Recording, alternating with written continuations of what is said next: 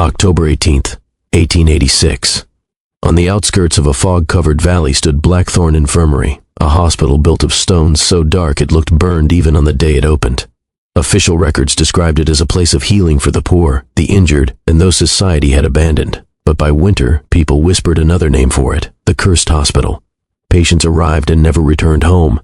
Doctors resigned without explanation, and at night, lanterns glowed in empty corridors where no staff walked. December 3rd, 1887. A carriage driver claimed he heard screaming from the third floor long after visiting hours had ended. When he reported it, the hospital administration dismissed him, saying the floor had been closed for months. By 1889, the local church warned citizens not to wander near the grounds after sunset. Then, one day, the record stopped. No official closure, no evacuation report, no fire, no disease outbreak, just silence. The hospital doors were found locked from the inside, as if everyone within had vanished at the exact same moment, and for more than a century, the building remained untouched, until someone decided to uncover what truly happened inside. This is the story of the world's most cursed hospital. March 14th, 1891. 4 years after Blackthorn's last recorded activity, a young journalist named Elias Verne stepped onto the abandoned property. He had traveled for days, chasing a story everyone else feared.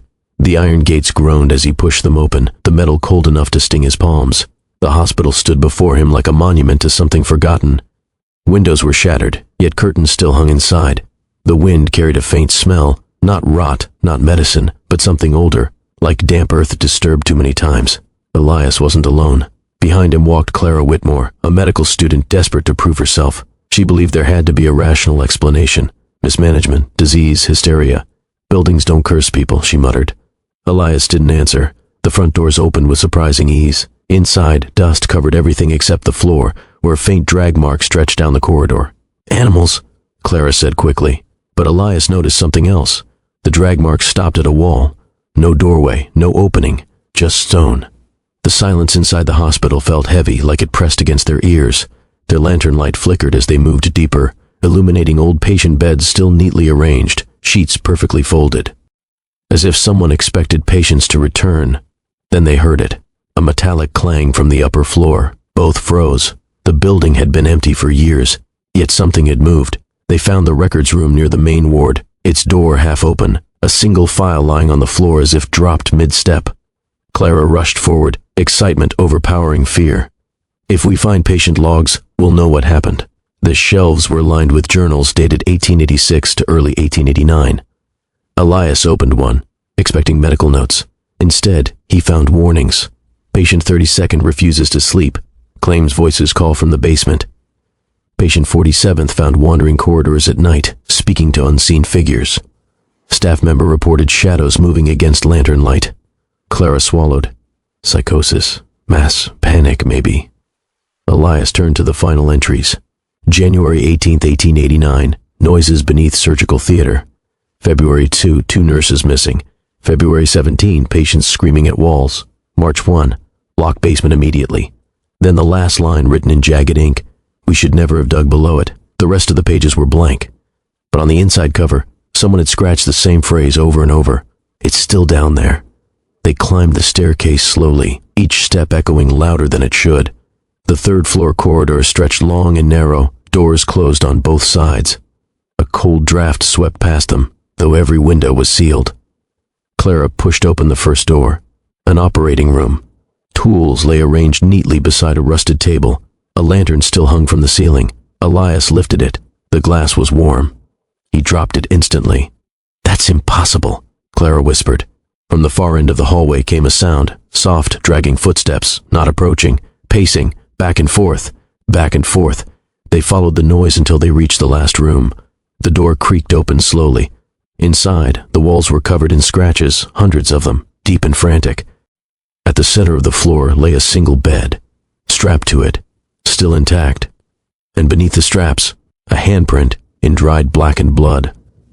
Back on the ground floor, Elias searched for access to the basement mentioned in the journal. It took nearly an hour before they found it, a heavy iron door behind a collapsed cabinet, chains wrapped around its handle, not to keep people out, to keep something in. Clara hesitated.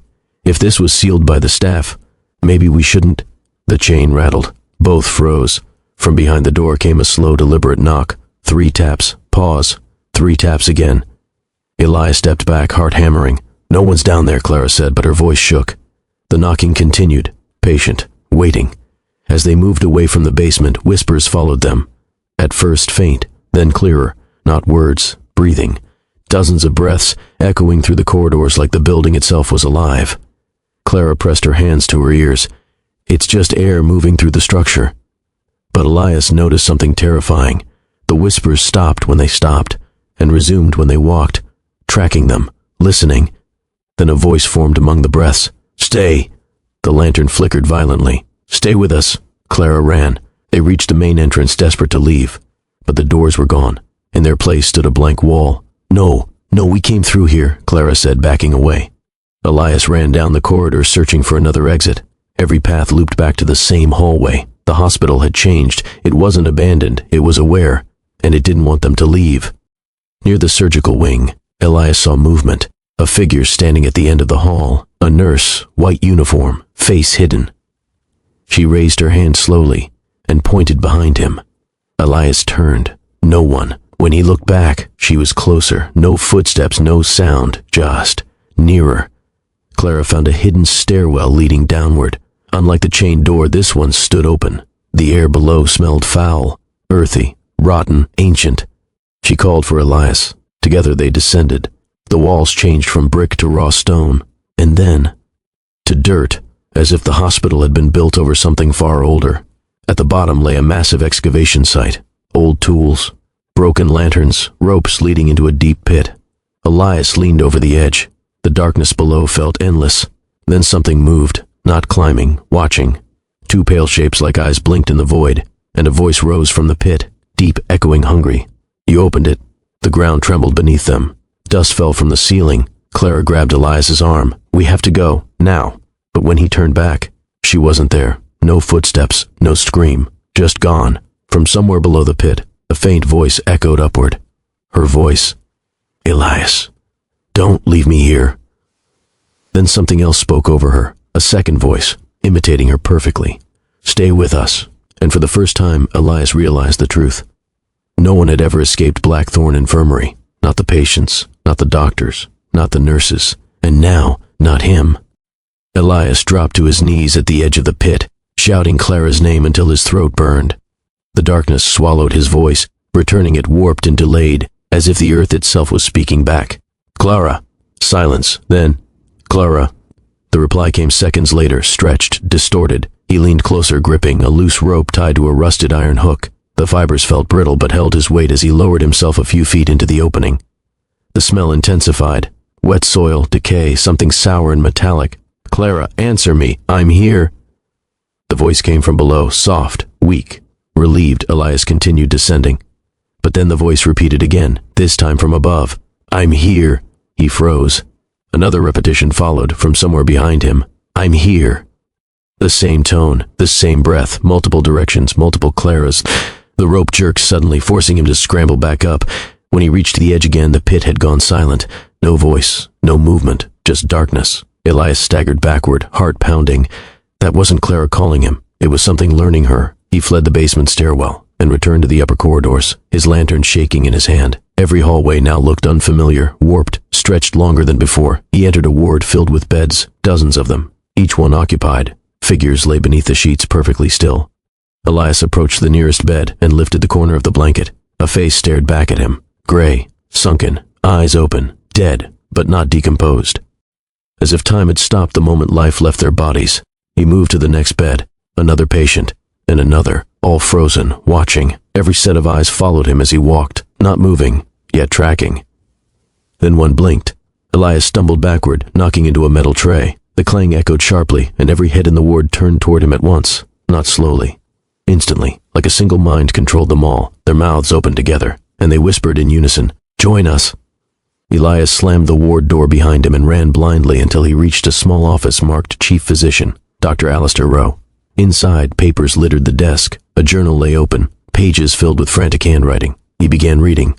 October 18th, 1886, construction completed. Basement excavation revealed unusual stone structure beneath foundation. December 2, workers report hearing knocking from below. January 14th, 1887, we discovered a chamber buried deep underground. not man-made, older than recorded history. March 8, patients sensitive to sound. Claim voices speak through walls.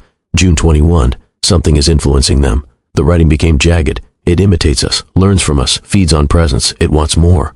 Final entry, we thought we were building a hospital. We were building a door.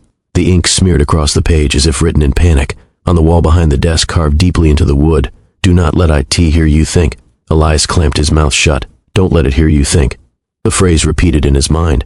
If the thing below learned voices, thoughts, patterns, then silence was survival. He extinguished his lantern. Darkness swallowed him instantly.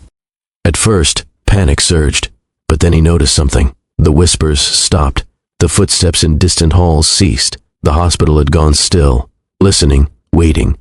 Elias forced himself to breathe slowly, moving along the wall with one hand. No light, no sound, no thoughts beyond the rhythm of his steps.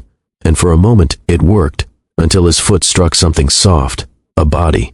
He recoiled, and in that instant of fear, he thought, "What is this?" A whisper answered instantly in the darkness. "You." The building awakened. A faint glow appeared at the far end of the corridor.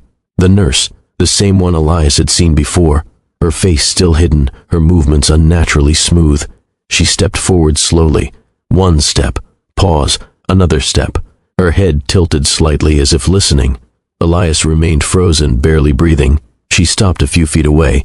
Then, gently, she raised her hand and pointed, not at him, but at the wall beside him. A section of stone slid open silently, revealing a narrow passage. The nurse lowered her arm, and then she vanished. No fade, no footsteps, just gone. Elias stared at the opening. A hidden escape, or another trap. Behind him, whispers were growing louder again. He had no choice. He stepped inside. The passage sloped downward, carved directly into earth and rock. It felt older than the hospital, older than anything human. Symbols lined the walls, scratched deep and uneven. Elias ran his fingers over them, recognizing no language, no pattern. At the end of the corridor stood a small chamber. Inside lay a single object, a chair, strapped, chains bolted into the ground. Beside it, an old recording device, hand cranked, a wax cylinder still attached. Elias hesitated, then turned the crank slowly. Static crackled. Then a voice emerged. "Dr. Rowe, if anyone finds this, we failed. The entity below feeds on recognition. Every voice, every thought, every memory strengthens it. We tried to isolate patients, silence them, but it had already learned too much." The recording warped briefly. "It doesn't just mimic sound. It becomes you. It replaces you, one by one." A long pause. We sealed the basement, locked ourselves inside, starved it of new minds. Breathing filled the recording, heavy, panicked. But it started speaking as us. The cylinder ended with a scream. A sound echoed behind Elias, soft footsteps. He turned slowly. Clara stood at the entrance of the chamber, unharmed, smiling faintly. "Elias, you left me." Relief flooded him. "Clara, I thought—" She stepped closer. Her movements were too smooth, her eyes too still. "I was in the dark," she said softly, "but it helped me find my way back." Elias's stomach twisted. "What helped you?" She tilted her head, the one below. Her voice glitched slightly, like two tones overlapping. "We're not alone anymore." Elias backed away. "Clara, what happened down there?" Her smile widened. "It showed me everything. Every patient, every voice. They're not gone." Her mouth opened slowly. "They're inside." The walls shuddered violently. Dust fell from the ceiling as a deep rumble echoed through the ground. The hospital was moving, breathing. The floor pulsed beneath Elias's feet like a heartbeat. Clara, or what looked like her, stepped forward calmly. "You can feel it, can't you?" she whispered. "It's waking up." From the corridor outside came hundreds of footsteps, not running, marching, the patients, the staff. Every voice he'd heard, every body he'd seen, all moving together, toward him. Elias ran, through corridors twisting into unfamiliar shapes, doors slammed shut behind him, whispers filled every corner. "Stay, join, don't leave." He burst into the main hall and froze. The exit doors had returned. Moonlight streamed through cracked glass. Freedom. He sprinted toward them, lungs burning. Just a few steps away, the floor split open. A massive fissure stretched across the entrance.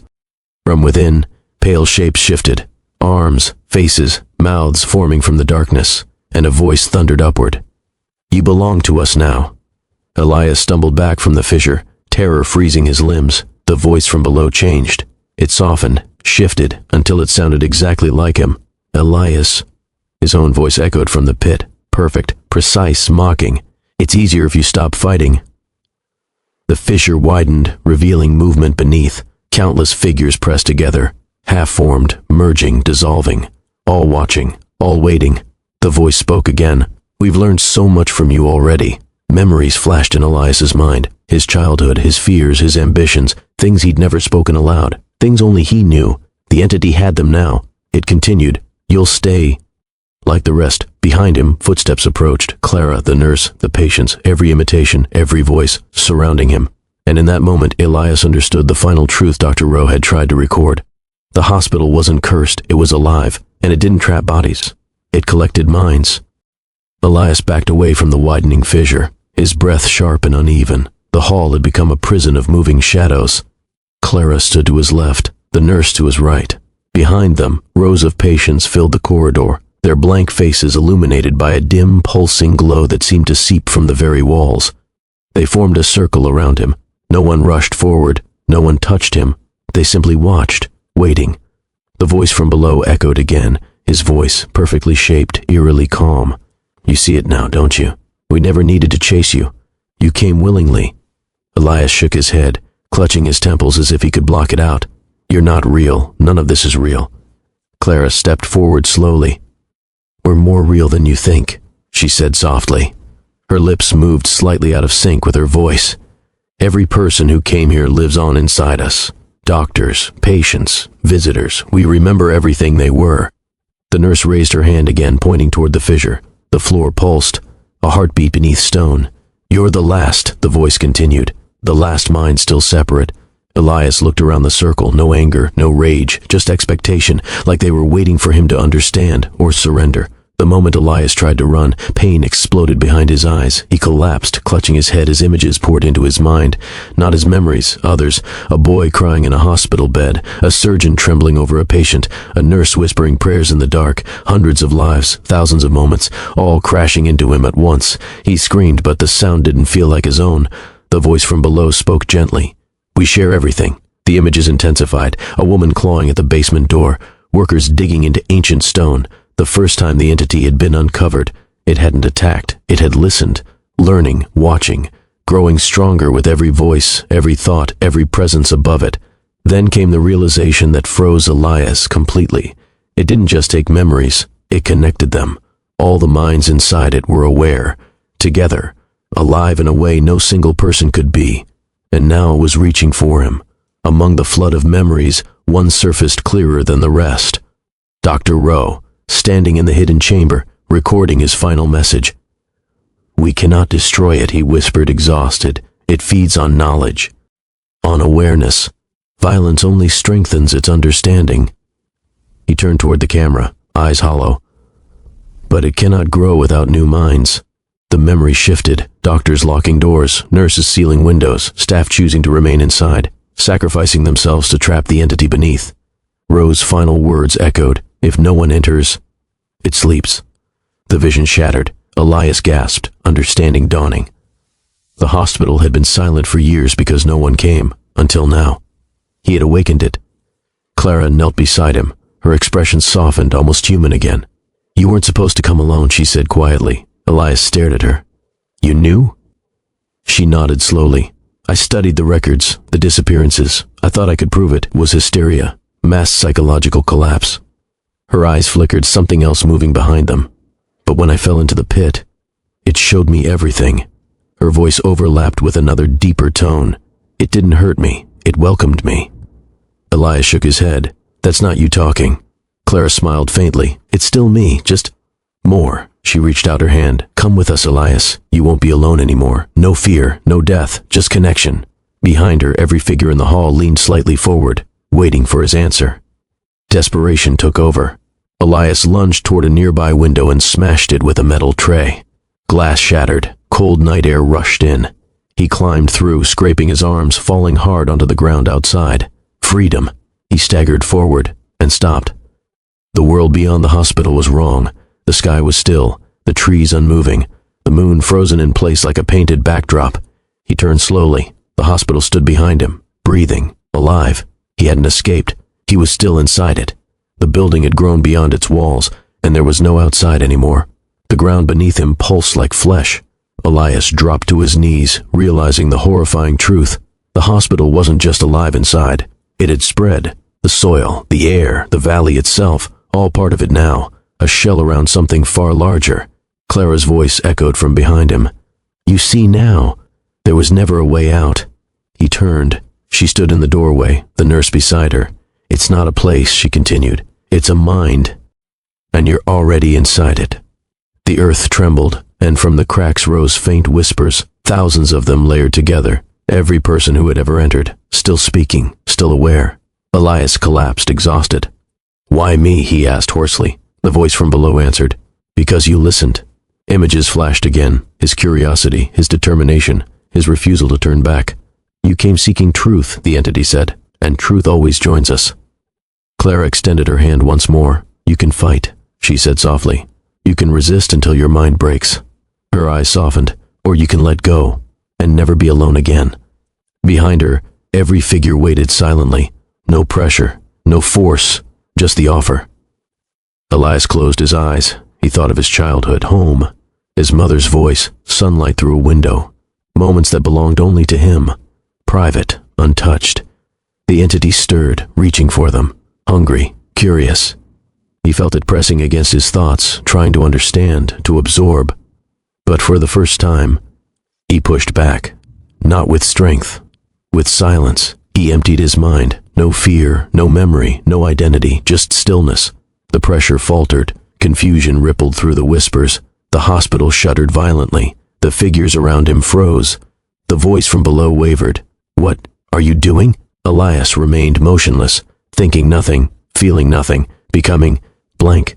The connection weakened. The whispers grew faint. Without thought, without memory, it had nothing to grasp, nothing to learn from. For the first time in decades, it began to starve. Cracks spread across the walls. Lights flickered. The ground stopped pulsing. The entity was losing its hold. One by one, the figures collapsed. Clara, the nurse, the patients, all falling still like empty shells. The whispers faded into nothing.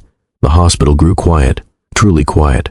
For the first time since its construction, Elias remained kneeling, mind empty, refusing to let a single thought surface. Minutes passed, or hours. Time lost meaning.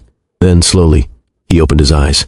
The fissure was gone, the corridors silent, the building motionless. But he knew the truth. It wasn't dead, only sleeping again, waiting for the next voice, the next mind, the next person curious enough to enter. And somewhere deep below, a faint knock echoed once more. 3 taps, pause, 3 taps. Elias remained in the center of the silent corridor, afraid that even a single thought might awaken what lay beneath. His breathing felt loud, intrusive, like it didn't belong in the stillness surrounding him. The hospital had stopped moving. No whispers, no footsteps, no breathing walls, just silence. He stood slowly, every muscle tense, eyes scanning the hall. The figures that once surrounded him were gone. Beds stood empty. The air felt colder, heavier, but still. Carefully, he tested a thought. Is it over? Nothing answered. No echo, no voice. He took a cautious step forward. The floor remained solid. Another step. Still nothing. The hospital was dormant again, but not dead. He knew it the way one knows a predator is nearby, unseen, patient, waiting for the right moment to strike. Then he noticed something new. The doors. The main entrance stood open at the far end of the hall, moonlight spilling inside like a path. This time, it felt real. Elias approached the door slowly, half expecting the floor to split open again or the walls to begin breathing. Nothing happened. The air outside drifted in naturally, cool, damp, alive. He stepped over the threshold. The moment his foot touched the ground beyond the hospital, a strange sensation ran through him, like static leaving his body. The valley stretched out before him. Trees swayed in the wind. Clouds drifted across the moon. The world had movement again, real movement. He staggered forward, dropping to his knees on the grass. The earth felt normal beneath his hands, solid, lifeless, safe. For the first time since entering Blackthorn, Elias allowed himself to think freely, and the entity did not answer. He had escaped. But as he turned back toward the building, he saw a faint glow in one of the upper windows, watching. Days later, Elias reached the nearest town. He looked half-starved, clothes torn, eyes hollow. People whispered as he passed, recognizing the direction he'd come from. Blackthorn. No one asked him directly. until one man finally did. "Did you go up there?" Elias nodded. The room fell silent. "What did you see?" the man asked quietly. Elias opened his mouth and stopped. Every detail he tried to recall felt distant, fading, like memories dissolving the moment he reached for them. I don't remember," he said, but that wasn't true. He remembered everything, he just couldn't put it into words, because some part of him knew speaking about it might wake it again. Weeks passed. Elias avoided sleep, afraid of dreams. When he did drift off, he woke with the same sound echoing in his mind. Knocking. 3 taps. Pause. 3 taps. At first he dismissed it as trauma. Then he noticed something else, his reflection. It lingered a second longer than it should. Movement slightly delayed. Eyes watching even when he turned away. The connection wasn't gone. It was thinner, but still there. A thread. Leading back to the hospital. One evening, Elias received a letter with no sender's name. Inside was a single sheet of paper. A drawing. Blackthorn Infirmary. But different. Larger. The structure expanded. New wings branching outward like veins. At the bottom, a message written in shaky ink. It's growing again. No signature, no explanation. Just those words. And on the back, 3 small indentations in the paper, like something had tapped it from beneath. Elias began searching archives, libraries, old records. He wasn't the only one. Over the years, there were reports of people who visited Blackthorn and returned, changed. A farmer who claimed he could hear voices underground. A priest who refused to speak again. A traveler who disappeared months after visiting. Each account ended the same way. Silence, vanishing, or madness. And every case began after contact with the hospital. It didn't just collect minds, it marked them. The dreams grew stronger. Elias saw corridors stretching endlessly, heard whispers forming words, felt the ground breathing beneath him. And every night, the same sensation, something calling him back, not forcefully, patiently, like it knew he would return eventually, because curiosity never truly dies, and neither does fear. One night, as Elias sat alone, he heard it clearly. "Elias." He froze. The voice came from behind him. Soft, familiar. "Clara." He turned slowly. No one there. The room empty. But the voice came again, closer. "We're still here." His chest tightened. "You left us," it whispered. Not angry, not accusing, just waiting. Elias finally understood. The entity hadn't been trapped, it had adapted, it no longer needed people to enter the hospital. A piece of it traveled with anyone who escaped. Through memory, through thought, through fear. It was spreading, slowly, quietly, mind to mind, and he was part of it now. A carrier. Months later, a group of explorers arrived in the valley. Curious, excited, unaware. Elias watched from a distance as they approached Blackthorn's gates. He wanted to warn them, to shout, to stop them, but he didn't move, because deep inside, a whisper rose gently. Let them come. The gates opened. The explorers stepped inside, and somewhere far below the foundation, something stirred once more. 3 taps echoed through the earth. Pause. 3 taps again. The hospital was awake, and the story was starting over. The explorers entered Blackthorn with laughter and lanterns, their voices echoing loudly through the dead corridors. They spoke of history, architecture, and forgotten places, unaware that every sound they made fed something deep below. Elias stood at the edge of the valley, watching, waiting. Part of him wanted to run down and drag them back out, to warn them, to tell them what the hospital truly was. But another part, the quieter part, stayed still. Inside the building listened. The explorers spread out, calling to one another. "Check this room. Look at this old equipment. This place is incredible." Their excitement filled the air, and beneath the foundation, something stirred, stretching after a long sleep. The first whisper returned. Soft, hungry, listening. They decided to stay the night. 6 people, 3 lanterns, 1 camera. They set up in the main ward, unaware of how many had once slept there before them. As night fell, the hospital began to breathe again, slowly, almost gently. One explorer woke suddenly, hearing movement in the hallway, footsteps, dragging. He sat up, heart racing. "Hello?" he called. No answer. But the footsteps continued, back and forth, just outside the door. The next morning, they reviewed their camera recordings. At first, nothing unusual. Dust, darkness, silence. Then one clip changed everything. The camera, placed facing the corridor, captured movement at 2:13 a.m. A figure passed by. A nurse, white uniform, face hidden. She stopped, turned slowly toward the camera, and raised her hand, pointing, directly at whoever would watch the footage later. He couldn't stay away any longer. Elias walked back toward Blackthorn at dawn, dread heavy in his chest. The closer he came, the louder the whispers grew in his mind. Not words, just presence, awake again. The doors stood open. Inside, the explorers' voices echoed faintly, laughing, still unaware. Elias stepped through the entrance once more. The hospital welcomed him like an old friend. "Hey," one of the explorers said when he saw Elias, "we lost someone last night." Elias froze. "What do you mean?" He went to check the basement.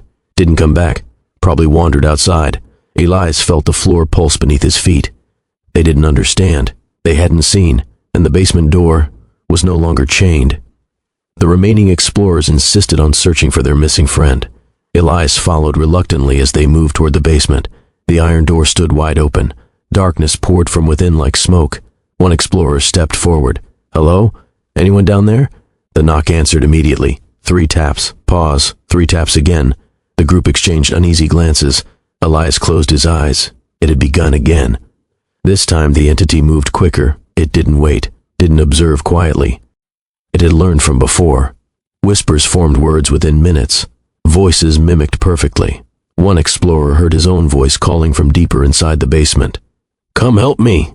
He rushed forward. Elias tried to grab him. Too late. The darkness swallowed him whole. Panic spread through the remaining group. They ran upstairs, shouting, searching for exits. But the corridors had changed. Walls stretched. Doors vanished. The hospital sealed itself once more, exactly as before. Elias felt it clearly now, stronger than ever, more aware. It remembered him, and it remembered how to trap them. In the chaos, Elias saw her again, standing at the end of the corridor. Clara, unchanged, waiting. "You came back," she said softly. Her voice echoed with dozens of others beneath it. "You brought more minds." Elias shook his head. "I tried to stop it," she smiled gently. "You didn't try hard enough." Her eyes gleamed unnaturally. "It's growing beyond the valley now. Soon, it won't need this place at all." The building shuddered violently. Cracks spread across the ceiling. From below, a roar rose, deeper, louder than ever before. The entity was no longer waking. It was rising. The explorers screamed as the floor shifted beneath them. Elias grabbed onto a railing, heart pounding. Clara stepped forward calmly, unaffected. "This is the moment," she said. "The moment it becomes more than a hospital, more than a place."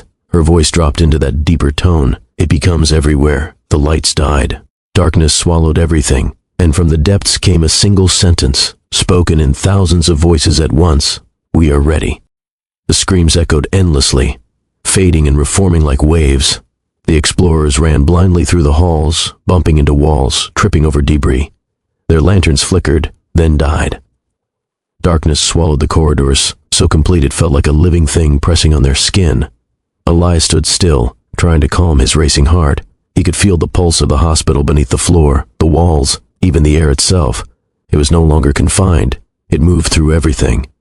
From somewhere deep below, the whispers returned, louder than ever. Thousands of voices overlapping, repeating his thoughts before he even had them. "Stay, join, become." Clara's figure appeared at the end of the hall, perfectly still. But now her presence wasn't comforting. It was the embodiment of what Blackthorn had become, a sentinel, an emissary of the entity that now reached everywhere. Elias realized with a cold dread that the building had ceased being just a hospital. It had become the container for a consciousness, patient, immortal, growing. And he had already touched it, connected to it. There was no undoing that. The explorers found themselves in corridors that twisted impossibly. Each turn led back to where they had started. Doors that should have led outside opened onto walls. Rooms stretched infinitely, their dimensions inconsistent with reality. Elias followed silently, aware that any sound, any thought could alert the entity. His every heartbeat resonated with it, and the whispers echoed inside his own mind, as if reminding him he could never truly leave. One explorer screamed, seeing their own reflection in a cracked window. But the reflection didn't mimic them. It moved independently, twisting and gesturing. The hospital's intelligence wasn't just in the walls anymore. It was in the air, the light, the shadows. It studied, it adapted, it created traps tailored for every fear, every weakness. Elias realized they were no longer in a physical space. They were inside a mind, a vast collective conscious mind that had learned to reshape the world around it. A scream rang out, One explorer collapsed, clutching their head, eyes wide with terror. Slowly, painfully, their voice began to change. It deepened, fractured, echoing in tones no human should produce. Their eyes shifted, reflecting hundreds of faces inside the shadows. The others backed away, but it was too late. The transformation had begun. Clara moved closer to Elias, her calm and human. "It only takes what is offered," she said. "Some resist, but resistance is temporary." The entity did not need force. It needed only attention, thought, curiosity. Every person who entered became another branch in its consciousness. Elias understood the ultimate horror. Blackthorn did not just trap people. It remade them, turned them into extensions of itself, ensuring it would never forget, never die, never be alone. From below, a tremor shook the building. Dust rained down from the ceilings, walls pulsing as if alive. The whispers escalated, overlapping into a chorus of thousands of voices. Elias felt the expansion, both inside and outside the hospital. Blackthorn was no longer a structure. It was spreading through the valley, through the earth, through the air. Even being outside no longer guaranteed safety. The entity had already touched him, and he could feel its tendrils reaching toward the explorers, learning, imitating, observing. The hospital, the valley, the very night itself, it had become a single consciousness, patient, perfect, predatory, and it wanted more. Clara spoke directly into his mind. "You can't stop it. Not alone." Elias realized she was right. His attempts to resist had delayed it before, but the entity had already evolved. Every human it touched became part of it, and now it could influence the world outside the walls. The explorers shouted, running blindly, but the hallways twisted further, trapping them. Doors disappeared, floors shifted. Each scream, each thought, strengthened the consciousness waiting below. It wasn't angry. It was curious, patient, and inevitable. Elias whispered to himself, remembering Dr. Rowe's journal. The only way to survive is silence. The only way to contain it is sacrifice. The entity reached for Elias, not physically, but through his mind, wrapping around memories, imitating voices, even recreating moments from his life. "Elias, stay." Clara's voice overlapped with his mother's, his own, dozens of others. Pain shot through his skull as he realized the depth of the connection. Everything he thought, everything he felt, the hospital already knew. The transformed explorer stumbled into him. Elias froze, unable to distinguish the real from the imitation. Every person, every voice, every memory, it was feeding on them, and the more it learned, the faster it adapted. Elias had become its bridge to the outside world. Walls groaned, ceilings cracked, floors split open. The hospital had reached its breaking point, and yet it was only consolidating. Rooms collapsed into one another, folding space. The valley itself seemed to bend toward the structure. Screams multiplied, echoing through the impossibly twisted architecture. But the entity remained calm. It had no need for panic. It could wait. It had time. It had patience. Elias realized something horrifying. No one who entered could escape. The hospital didn't just trap. They became part of it. Forever. Clara returned to him, serene and terrifying. "You can stop this or you can let it take you. But the cost is higher than you imagine." Elias understood. Every mind it consumed made it stronger, faster, smarter. Every moment of fear added to its knowledge. He could resist, but for how long? The only chance was silence. Absolute, total silence. Empty thought, stillness. Every heartbeat, every plan, every memory could betray him. And outside, the explorers continued to scream. He had to choose. Elias shut his eyes. He emptied his mind. Every thought, every memory, every emotion, gone. The whispers paused. The hospital paused. Even Clara and the transformed explorers froze mid-motion. For a fleeting moment, the entity recoiled. It had nothing to feed on. The darkness retreated slightly. It wasn't gone. It was waiting. But for now, Elias's silence had created a pause. A fragile calm in the storm. The corridors of Blackthorn stood silent. Elias opened his eyes. Heart steady, thoughts empty. He understood now. The entity could never be destroyed. It only slept, patient, curious, omnipresent. Outside, the valley was still. The moon shone. Wind brushed through the trees. But Blackthorn watched, always listening, always learning. Elias had survived, but he was changed. A part of him was tied to the hospital forever. Every night, every shadow, every whisper reminded him of what waited, and somewhere below the foundation, a single series of taps echoed. 3 taps, pause, 3 taps again. The entity slept, for now, and the story was far from over. Elias had stayed near the valley for weeks, moving silently, observing from a distance. The hospital remained quiet, almost serene. But he knew it was a false calm. Blackthorn's consciousness slept only superficially. Every brick, every stone, every shadow remained alive, aware, waiting. He thought about the explorers. They had disappeared entirely, swallowed by the building or transformed into extensions of its mind, and Clara, she remained, or at least some version of her did, as both a guide and a warning. Elias understood now that silence could delay the entity, but not destroy it. Resistance could slow it, but only for so long. And curiosity, the one thing that had drawn hundreds into its corridors, would always feed it anew. The valley was quiet, too quiet. Even the wind seemed afraid. Elias knelt by a stream and stared at his reflection. It was him, but not entirely. A small part of his consciousness still carried a connection to Blackthorn. He could feel it stirring even while it slept, a gentle pull, almost imperceptible, like a whisper brushing the edge of his mind. He whispered to himself, a warning no one could hear: never go back, never enter, stay away. But deep down, he knew words meant nothing. For those who were curious, who sought the unknown, Blackthorn would always awaken. One evening, a faint glow appeared from the top window of the hospital.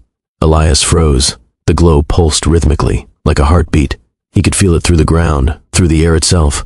The hospital's awareness had extended beyond its walls. It was testing him, teasing him, reminding him of the vast power it held. He stayed in the shadows, watching as the fog began to roll over the valley. The structure no longer appeared abandoned. It seemed alive, breathing, almost sentient in its movements. A distant whisper reached his mind, soft but unmistakable. Elias. It wasn't a threat. Not yet. Just recognition. A curiosity that had been waiting decades to meet him again. Elias gritted his teeth, trying to force his mind empty, resisting the urge to respond. If he let it know he could hear, it would awaken fully. And in that moment he realized the hospital had never truly slept. It had been biding its time, patient as the earth itself, waiting for the right moment to rise again. The valley itself began to feel wrong. Trees leaned unnaturally toward the building. The stream flowed in strange ripples, reflecting glimpses of corridors and figures that weren't there. Elias knew he could not stay, but he also understood the valley itself had become part of Blackthorn's domain. The boundaries were no longer physical. The entity had spread through the land, infusing every shadow, every stone, every gust of wind. From the distance he could see movement near the gates. Not human, too smooth, too deliberate. Figures stepping from the fog. They paused, staring at the forest and the valley, drawn inexorably to the hospital. The pull had begun again. Curiosity, the same force that had lured explorers for decades, was unstoppable. Elias's chest tightened. He could warn them, but they would never hear. Not truly. Not in time. Blackthorn was patient, and it would never forgive interference. That night, the valley was alive with sound. Not wind, not animals, but whispers. Thousands of voices overlapping, echoing in every direction. Elias held his head, trying to resist. He knew every thought could be heard, every fear exploited. The whispers were soft, seductive, tempting him to return. Come back. Join us. Learn everything. Images flashed before his eyes, corridors stretching infinitely, shadows moving, transformed explorers with hollow eyes, the nurse and Clara, watching, guiding, waiting. Elias shook his head violently. He could feel part of himself being pulled toward the entity, despite his resistance. A thread connected him, fragile but unbreakable. The hospital wasn't just a place anymore. It was a mind, a predator, a collector of consciousness. And it was patient. Unable to resist, Elias felt a compulsion to move toward Blackthorn. His legs carried him across the valley, drawn to the structure like a moth to flame. The gates stood open, inviting. He could see corridors lit faintly, shadows moving inside, waiting for him. Every step increased the whispering in his mind, voices overlapping with his own thoughts. Clara appeared, smiling, her figure more vivid than ever. "You came," she said softly. "We've been waiting." Elias tried to resist. He screamed internally, trying to stop, but the pull was too strong. Blackthorn wanted him, and he would not escape. Inside, the hospital stretched impossibly. Corridors twisted and folded into each other. Rooms seemed infinite. The explorers from the past, their faces twisted in silent screams, watched from the walls. Clara approached him, calm, almost maternal. "You can fight," she said, "or you can surrender." Elias realized the same choice he had faced decades ago: resist and survive temporarily, or surrender and join, safe from pain but trapped forever. Every fiber of his being screamed to flee, but he understood now the truth. Blackthorn could not be defeated, only contained, and containment required sacrifice. Elias took a deep breath. He let his mind empty completely, refusing to think. The whispers paused, the corridors stilled. Clara watched silently. The entity seemed to hesitate, curious, and then slowly he allowed himself to merge, not fully, but enough. His consciousness spread outward, tethered to the hospital, a single node in its vast mind. It was terrifying, but it was survival, and he understood the hospital was no longer just a place, it was eternal. The hospital quieted, corridors settled, shadows moved no more. The valley returned to its apparent normalcy. Elias remained inside, tethered, a silent observer. He could feel every sound, every thought, every motion of the building. He could feel Blackthorn watching and waiting. Outside, the valley seemed peaceful. To anyone who came, it would appear abandoned. But he knew the truth. It was alive, and it would wake again. Elias sent one final warning into the wind, knowing no one could hear it. "Do not enter," he whispered to the valley. "Do not awaken it. Stay away. Never go near Blackthorn." The fog rolled in, covering the valley. Blackthorn loomed in the distance, dark, silent, eternal. And somewhere deep beneath the foundation, the faint knock echoed. 3 taps. Pause. 3 taps again. A reminder that it was still alive. Elias walked the halls of Blackthorn endlessly, a silent sentinel. The hospital slept, but it was only a deep rest. Patience eternal, memory infinite, hunger restrained only by the absence of fresh minds. And when curiosity inevitably came again, when someone foolish or brave or careless approached its gates, Blackthorn would awaken. Elias remained tethered, waiting, watching, bound to the building he had once tried to escape. The world outside remained unaware of the ancient consciousness buried in the valley. Blackthorn was eternal, and for those who dared approach, the story would begin again. 3 taps. Pause. 3 taps again. The cursed hospital waited, always,